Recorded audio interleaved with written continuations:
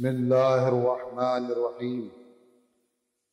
حضرات، ایک مرتبہ سورہ الحمد، 3 مرتبہ سورہ اخلاص پڑھ کر مرحوم سید محمد تقی ابن اصغر علی مرحوم کی روح کو ایصال فرما دیں۔ دعا کا مطلب ہوتا ہے پکارنا، آواز دینا۔ یہ بڑے حیرت کی بات ہوگی کہ ہم کسی کو پکاریں اور یہی سمجھ میں آئے کہ ہم نے کیا کہہ کے پکارا۔ ہم اپنے پروردگار سے کہیں اور ہمیں یہی نہ معلوم ہو کہ ہم نے کہا کہیں۔ یہ نادانی اور یہ جہالت کی سب سے بڑی علامت ہوگی کہ ہم اپنی دعاؤں کا مفہوم نہ جانیں۔ نظر سوال کے اندر جو کہا گیا وہ یہ ہے کہ اللہم لا تخذلنی فیہ لتعرض معصیتک، اے میرے اللہ، اے میرے پروردگار، مجھے ذلیل نہ کرنا اس ماہ مبارکہ رمضان میں لتعرض معصیتک، اپنے گناہوں کی کثرت کی بنا پر۔ ہم یہ مانتے ہیں کہ ہم گناہوں کے اندر ملوث ہیں، لرزشیں ہم سے بہت ہوئی ہیں، خطائیں ہم سے بہت ہوئی ہیں، گناہ ہم سے بہت فسد ہوئے ہیں، لیکن اے میرے معبود، مجھے ذلیل نہ کرنا۔ ذلیل ہونے کے معنی یہاں پر یہ ہے کہ انسان جب گناہ کثرت سے کرتا ہے اور گناہ کا جب عادی ہو جاتا ہے تو دنیا کے اندر بھی ذلیل ہوتا ہے اور آخرت کے اندر بھی۔ اور دونوں دی ہوئی ذلتیں اللہ کی دی ہوئی ہوتی ہیں، اور اس ذلت دنیاوی کو عذاب ادنا کہتے ہیں، یعنی مختصر سا عذاب ہے کہ جو اللہ کے بندے کو دیتا ہے اس کے گناہ کی بنا پر۔ اگر انسان کثرت سے گناہ کرتا ہے اور نافرمانی کرتا ہے تو اللہ کوئی بیماری دے دے گا، کوئی مصیبت دے دے گا، کسی بلا کو گرفتار کر دے گا، کسی مسائل کو گرفتار کر دے گا، اور اس کو کہتے ہیں عذاب ادنا۔ چھٹے امام نے بھی فرمایا کہ یہ وہ عذاب ہے کہ جس کو اللہ اپنے بندوں کو اس لیے دیتا ہے تاکہ وہ بندہ اس بیماری کے اندر مبتلا ہونے کے بعد اور اس عذاب میں مبتلا ہونے کے بعد اسے ہوش آئے کہ مجھے اپنے پروردگار کی طرف رجوع کرنا ہے۔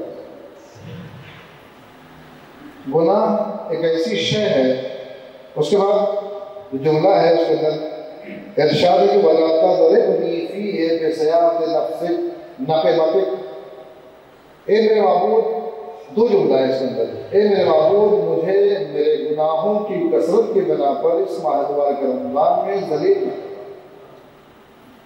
اور دوسرے یہ ہے کہ اے میرے معبود، یہ گناہ کی کثرت ہوں گی تو تو عذاب بھی نازل کرے گا، اور میں تیرے عذاب کی ضرب کو برداشت کرنے کی اپنے اندر قوت نہیں رکھتا ہوں۔ دعا کے اندر مولا نے فرمایا ہے کہ اے میرے معبود، ہماری جلدیں بڑی نازک ہیں، جہنم کی آگ بہت سخت ہے۔ ہماری نازک جلدیں عذاب آخرت کو، نار جہنم کو برداشت نہیں کر سکتی ہیں۔ یہ گناہوں کا بار بار اپنے اندر تذکرہ کرنا خود گناہوں کی کمی کرنے کی علامت ہے۔ اب دیکھیں کہ گناہ جو ہم نے کیے ہیں، جو ہم سے ہوئے ہیں، جو لفظیں ہم سے ہوئی ہیں، ان کا دور کرنا نہایت ہی ضروری ہے، کیونکہ گناہ ایک غلاظت ہے، گناہ ایک نجاست ہے، گناہ ایک لغزش ہے، گناہ ایک گندگی ہے، گناہ ایک گرد و غبار ہے جو ہمارے جسم کے اوپر، ہماری روح کے اوپر پڑ گیا۔ اور گندگی اور کثافت کے ساتھ دنیا کے بہت سے مذاہب ہیں اور ان کے معبد پائے جاتے ہیں، ان کے معبد کے اندر بھی الاؤ نہیں ہے کہ کوئی آدمی اپنے بدن کے اندر کیچڑ لگا کر کے، گندگی لگا کر کے ان کے مندر کے اندر چلا جائے، یا ان کے چرچ کے اندر چلا جائے، یا ان کے گرجا گھر کے اندر چلا جائے۔ یعنی یہ دنیاوی رسول بھی ہے، دنیاوی طریقہ بھی ہے۔ اگر کوئی بچہ اگر کیچڑ لگائے ہوئے ہو، گندگی لگائے ہوئے ہو، گندی مٹی لگائے ہوئے ہو، خون لگائے ہوئے ہو، اگر وہ چرچ کے اندر جو ہی داخل ہونا چاہے تو وہاں کے افراد داخل نہیں ہونے دیں گے۔ بھائی اس گندگی کے اندر تم کہاں چلے آئے، اس کثافت کے ساتھ کہاں چلے آئے؟ کسی مندر کے اندر بھی اگر آپ نہیں جانا چاہیں تو وہاں کے لوگ دیں گے، کہ بھائی اتنی گندگی کے ساتھ تم یہاں کہاں آ رہے ہو؟ اس کا مطلب یہ کہ گندگی کے ساتھ جب عام جو غلط مذاہب والے ہیں وہ برداشت نہیں کرتے اپنی بارگاہ میں آنے دینے کے لیے، وہ پروردگار جس نے دعوت طہارت دیا ہے، وہ معبود جس نے کثافتوں سے دور رہنے کے لیے انسان کو حکم دیا، وہ کیسے غلط ہے؟ سب سے پہلا فریضہ یہ ہے کہ ہم اپنے گناہوں کو دور کریں۔ پھر میں نے عرض کیا تھا کہ گناہوں کی کثرت کیسے دور ہوتی ہے؟ کلمہ استغفار، استغفر اللہ ربی واتوب الیہ کثرت سے پڑھیں، گناہ آہستہ آہستہ دھل جائیں گے اور انسان پاک و پاکیزہ ہو جائے گا اللہ کے بارگاہ میں۔ اگر یہ گناہ ہے، لیکن ایک صورتحال اللہ سے بات پیش کر دیتا ہوں کہ ایک بچہ ہے اپنے باپ کے سامنے آ کر کھڑا ہوا اور نہایت ہی کثیف ہے، غلاظت بیٹھا ہوا، گرد و غبار بیٹھا ہوا، کیچڑ لگائے ہوئے، خون لگائے ہوئے، گندگی اپنے جسم پر لگائے ہوئے۔ آپ بتائیں کہ باپ کیا کرے گا ایسے بیٹے کے ساتھ؟ گلے لگائے گا، گود میں لے گا، اسے پیار کرے گا؟ نہیں کرے گا۔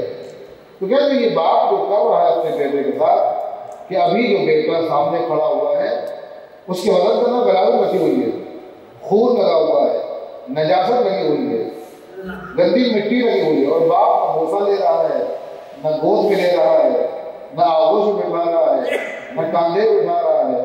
تو کیا یہ باپ کی نفرت کی علامت ہے؟ اسے آپ کیا کہیں گے؟ یہ باپ کی نفرت کی علامت ہے؟ کہیں باپ کی محبت اب یہاں پر واقعی ہے، باپ نفرت نہیں کر رہا ہے، باپ کو اپنے بیٹے سے نفرت نہیں ہے، بلکہ اپنے باپ کو اپنے بیٹے کے اندر پائی جانے والی غلاظت سے نفرت ہے۔ اگر یہی بیٹا ابھی جا کر کے نہا لے گا، غلاظت دور کر لے گا، خون صاف کر لے گا، گرد و غبار دور کر لے گا، یہی باپ کہ جو ابھی اظہار نفرت کر رہا ہے اپنے بیٹے کو گلے سے لگا لے گا۔ دونوں کیفیت ہیں، وہی بیٹا ہے، وہی باپ ہے۔ اگر وہ گندگی کے اندر آئے گا تو باپ نفرت کرتا ہے، اظہار نفرت کرتا ہے، لیکن اس کی نفرت دائمی نہیں ہوتی ہے۔ محسوس کریں اس کیفیت کو آپ کہ اس باپ کی جو ہے جو نفرت پائی جاتی ہے وہ نفرت جو ہے دائمی نہیں ہوتی ہے، ہمیشہ کی نہیں ہوتی ہے۔ کبھی نہیں دیکھا ہوگا آپ نے کہ کوئی بیٹا جو ہے گندگی کے اندر ہو، غلاظت کے اندر ہو، کثافت کے اندر ہو، باپ کہے کہ میں آج سے تمہیں آنکھ کرتا ہوں۔ نہیں، آنکھ نہیں کرتا، گھر سے نکالتا نہیں ہے، شہر سے باہر نہیں کرتا، اپنی والدیت سے خارج نہیں کرتا ہے، بلکہ کیا کہتا ہے؟ وہ اتنا اظہار نفرت کرتا ہے کہ جتنے میں اس بیٹے کو احساس ہو جائے کہ میں گندگی میں ہوں، اس بیٹے کو احساس ہو جائے کہ میں کس بنا پر نفرت کے پاس بن گیا ہوں۔ اور محبت میں وہ بیٹا دیکھنا چاہتا ہے کہ باپ کتنا چاہتا ہے مجھے جا کے کثافت دور کر دے، جا کے گندگی دور کر دے، وہی باپ اسے گلے سے لگا دے گا۔ بے نہیں، یہی کیفیت ہے کہ جب ہم اللہ کی بارگاہ میں جاتے ہیں تو کبھی ہمیں اللہ حقیر نگاہوں سے دیکھتا ہے، کبھی ذلیل کر دیتا ہے، کبھی سماج میں رسوا کر دیتا ہے۔ یہ کیوں کرتا ہے؟ کیونکہ ہمارے اندر وہ غلاظت ہے گناہوں کی، کیونکہ ہمارے پاس وہ نجاست ہے گناہوں کی، جس کے برابر اللہ کے سامنے ہمیں کھڑا کرنا پسند نہیں کرتا ہے۔ لیکن ہم استغفار کر لیں، توبہ کر لیں، نادم ہو جائے، پشیمان ہو جائے، اللہ کی بارگاہ میں کہیں میرے معبود ہم تیرے ہی بندے ہیں اور ہم تیری بارگاہ میں آئے ہوئے ہیں، ہم توبہ کرتے ہیں، صفا کرتے ہیں، پھر وہی اللہ اس بندے کو گناہوں کو معاف بھی کر دے گا اور اپنے سایہ رحمت میں لے بھی دے گا۔ یعنی انسان اپنی کیفیت کا خود اجارہ کر سکتا ہے، مسئلہ اس کے اندر پروردگار کا نہیں ہے، مسئلہ صرف اپنا ہے۔ ہمیں جس وقت ہوش آ جائے گا اور جس وقت ہم استغفار کرنے لگیں گے، جس وقت ہم توبہ کرنے لگیں گے، اللہ اس وقت سے اپنی محبت کرنا شروع کر دے گا۔ محبت وہاں پائی جاتی ہے۔ لہذا میں چاہیے کہ ہم اپنے گناہوں سے آہستہ آہستہ اپنے آپ کو دور کریں۔ اس دعا کے اندر یہی کہا گیا ہے کہ اعتراض ذلیل نہ کرنا ہے۔ آپ دیکھیں کہ اگر کوئی آدمی شراب پیتا ہے، سماج کے اندر اس کی عزت ہوتی ہے، کوئی احترام کرتا ہے، کوئی اپنے پاس میں بٹھانا چاہتا ہے۔ ایک انسان جوا کھیلتا ہے، تاش کھیلتا ہے، ایک انسان ہمیشہ گناہ میں ملوث رہتا ہے، کوئی آدمی سماج کے اندر اس کے دوستوں میں سے کوئی اسے پسند کرتا ہے بال اٹھانا؟ نہیں پسند کرتا. تو جب اس گناہ کی بنا پر سماج کے اندر اس کے اندر کوئی جگہ نہیں ہے تو پھر پروردگار اپنی بارگاہ میں کیسے جگہ دے؟ اور یہ جو سماج کے اندر جگہ نہیں ہے اور آخرت کے اندر اس کے لیے عذاب ہے، یہ دنیا کے اندر جو عذاب ہے یہ عذاب ادنا ہے، اور وہاں کا عذاب عذاب کبرا ہے، یعنی وہاں کا عذاب عظیم عذاب. چھٹے امام فرماتے ہیں کہ جب انسان گناہ کثرت سے کرتا ہے تو اللہ اس کو بلاؤں میں مبتلا کر دیتا ہے، اللہ اسے بیماریاں دے دیتا ہے، اللہ اسے مصائب دے دیتا ہے، اللہ اسے مصیبتوں میں مبتلا کر دیتا ہے تاکہ اس کی کفارہ گناہ ہو جائے، اس کے گناہ کا کفارہ ہو جائے. اور اگر یہاں پر وہ ہوش میں آ گیا، ایک انسان بہت غرور کرتا ہے، اس کے ناک پر غصہ رہتا ہے، اللہ اسے فردی مبتلا کر دیتا ہے، تو کہتا ہے کہ تمہاری ناک پر غصہ رہتا ہے، ناک کے اندر مسئلہ ہے، اسے تم برداشت کر کے بتاؤ. تمہارے دماغ میں غرور بہت بڑھ گیا ہے، گھمنڈ زیادہ آ گیا ہے، اسی سر کے اندر درد ہو جاتا ہے، اس درد کو نکالنے کی تمہارے اندر صلاحیت نہیں ہے. جس پہلو پر تمہیں اتنا گھمنڈ ہے، اتنا غرور ہے، ایک وقت وہ آتا ہے کہ اس کا لفظ ختم ہو جاتا ہے، چلنے سے معذور ہو جاتا ہے انسان. پھر غور کرے انسان کہ ان بلاؤں کے اندر، چھوٹی چھوٹی بلاؤں کے اندر اللہ مبتلا کر کے بتانا ہی چاہتا ہے کہ تمہیں جو ہماری طرف پلٹنا ہی ہے تو صحیح سالم کو نہیں آیا، صحیح سالم بھی نہیں آ جاتے تھے.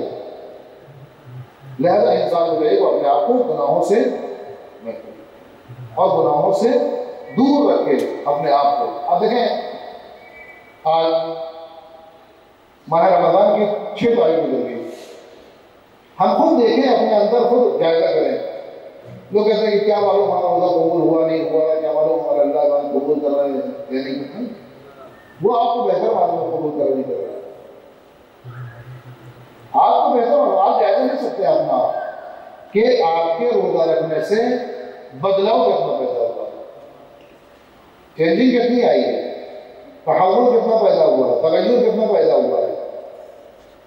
کیا پہلے جیسی کیفیت ابھی بھی موجود ہے؟ اگر پہلے سے کیفیت ہو پھر اس کا مطلب جو ہے کچھ بھی نہیں ہوا ہے، بدلاؤ آنا چاہیے. تو ہم اس کو خود سمجھ سکتے ہیں بیٹھ کر کے کہ ہمارے روزہ رکھنے کی بنا پر ہمارے غیبت میں کمی ہوئی کہ نہیں، ہمارے جھوٹ بولنے کی عادت ختم ہوئی کہ نہیں ہوئی، ہمارے الزام لگانے کی کیفیت ختم ہوئی نہیں ہوئی، ہمارے عیب گوئی کی عادت ختم ہوئی کہ نہیں ہوئی، ہمارے دوسرے کے عیب دیکھنے کی عادت ختم ہوئی کہ نہیں ہوئی. اگر یہ چیزیں ختم ہو گئی تو سمجھیے ہمارا روزہ. لیکن اگر وہ ساری کیفیت اپنے عروج منزل میں ہے گناہوں کی تو پھر روزے کوئی فائدہ،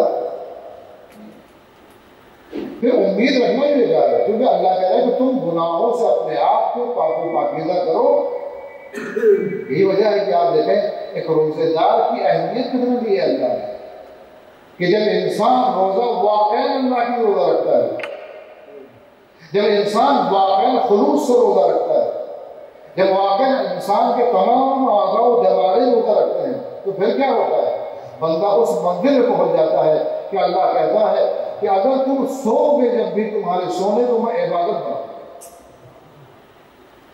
اب ضرورت نہیں کہ تم نماز ہی تو ہو، نماز تم نے پڑھی اور پڑھی، اب جب تم سو رہے ہو سونے کو بھی میں عبادت بنا دوں گا. اس سے بڑھ کر کے روایت لکھنے ہیں کہ اگر کوئی روزے دار سچا روزے دار ہے، مخلص روزے دار ہے، اللہ کے لیے روزہ رکھتا ہے تو اس روزے کی اہمیت کیا ہوتی ہے؟ اللہ کہتا ہے میں تمہاری ہر سانس پر ایک تسبیح کا ثواب دیتا ہوں. یہ جائزہ ہے، یہ انعام میں نہیں ملتا ہے، اور اس انعام کے توفیق میں پھر وہاں انعام ملے گا. یہ انعام ہمیں یہاں مل رہا ہے کہ ہم سو رہے ہیں، اپنی مرضی سے سو رہے ہیں، لیکن اللہ کہتا ہے تم سو جاؤ، ہم تمہارے سونے کو عبادت شمار کریں گے.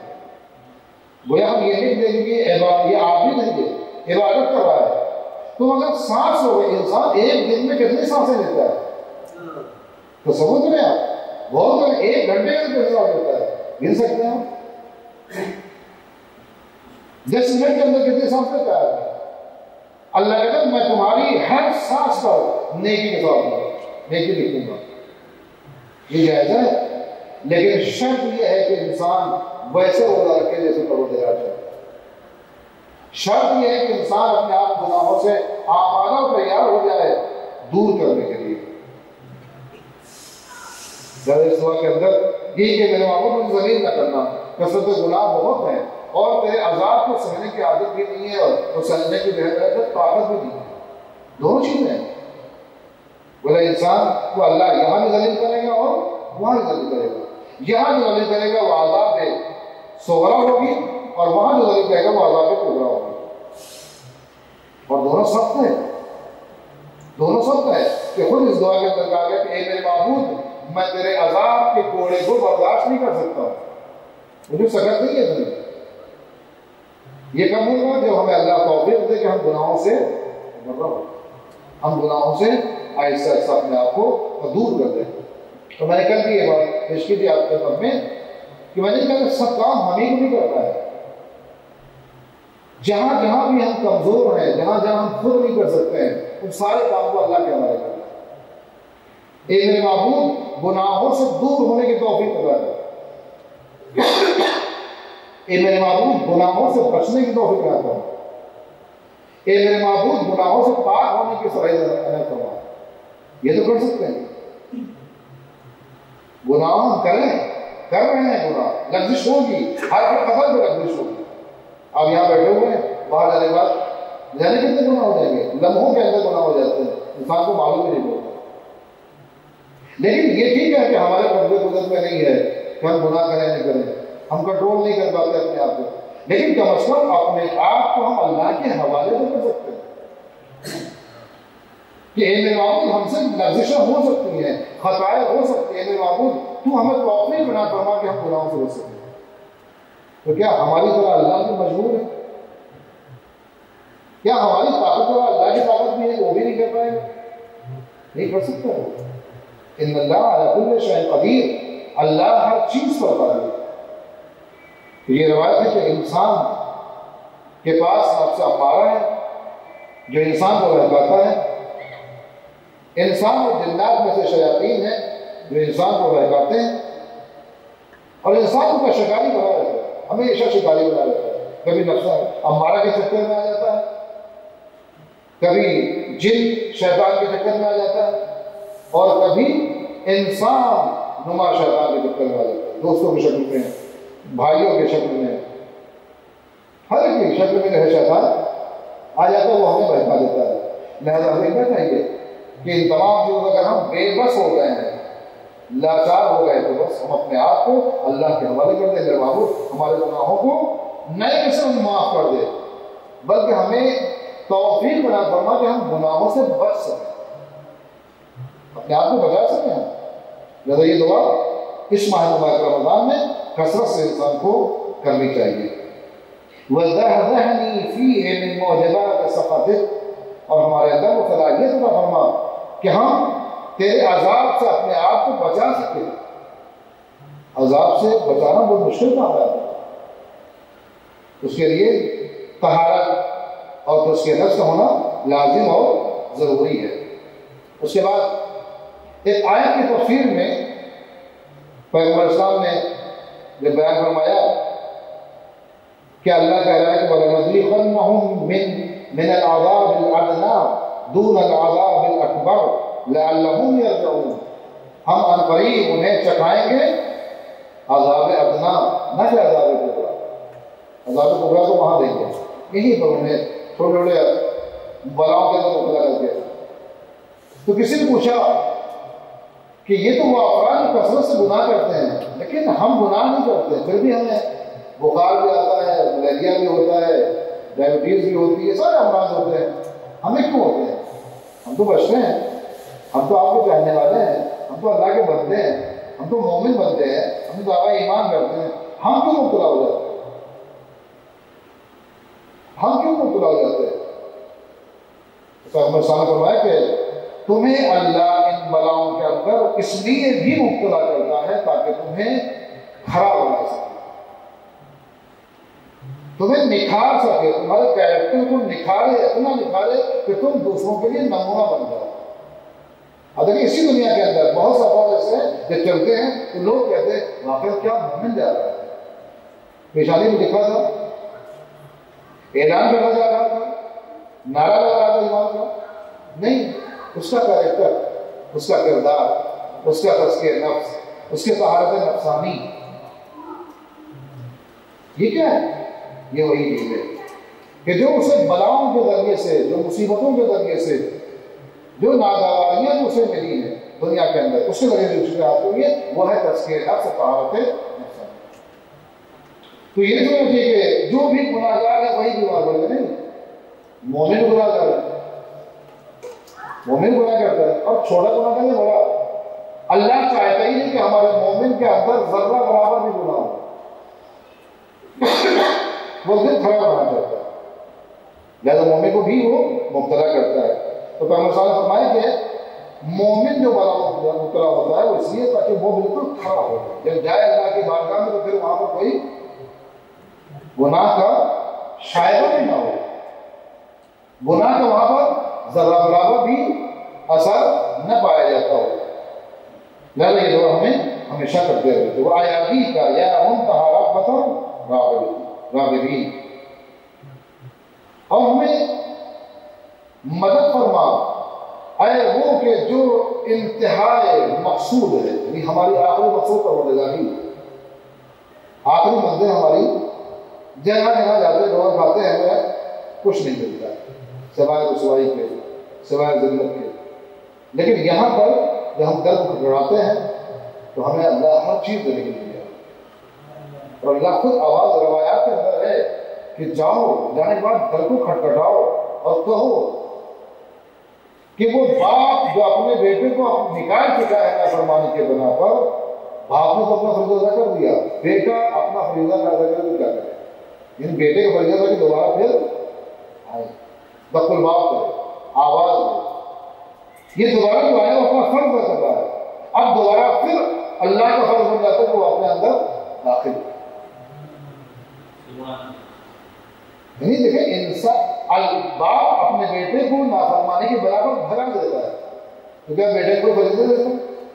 نہیں، وہی بیٹا در در کی ٹھوکریں کھانے کے بعد، شام ہونے کے بعد، دن بھرنے کے بعد آتا اور ایک بار کہتا ہے بابا آپ کو نکال کر دیا تھا لیکن میں نے سب یہاں جھاڑ کے دیکھ لیا، بغیر آپ کو کہیں پر چارہ نہیں ہے۔ ایسی ہی اللہ کی بارگاہ میں ہے، اے میرے معبود، دنیا میں کوئی ایسا نہیں جو ہمیں غنی بنا سکے، دنیا میں کوئی ایسا نہیں ہے دے کر کے بھول جائے، اے میرے معبود ہمیں دے کر کے لوگ جتاتے ہیں، محنت کرتے ہیں، احسان کرتے ہیں، نیچی نگاہوں میں دیکھتے ہیں، لیکن ہم تیری بارگاہ میں کیونکہ ہمارا بندہ ہے تو دینے کے بہانے تلاش کرتا ہے، لہذا ہم اللہ کی بارگاہ میں حاضری دیں، اور اگر اللہ نے اللہ کے مہمان ہیں، اللہ کی نظر خاص ہے ہمارے اوپر، لہذا ہم اللہ کی بارگاہ میں دعا کرتے ہیں بارگاہ حق محمد و آل محمد ہمیں گناہ کبیرہ صغیرہ سے دور فرما، بارگاہ حق محمد و آل محمد ہمیں زمانے کے ظہور میں تعجیل فرما، اور ہم کو ان کے اعمال و انسان میں شمار فرما۔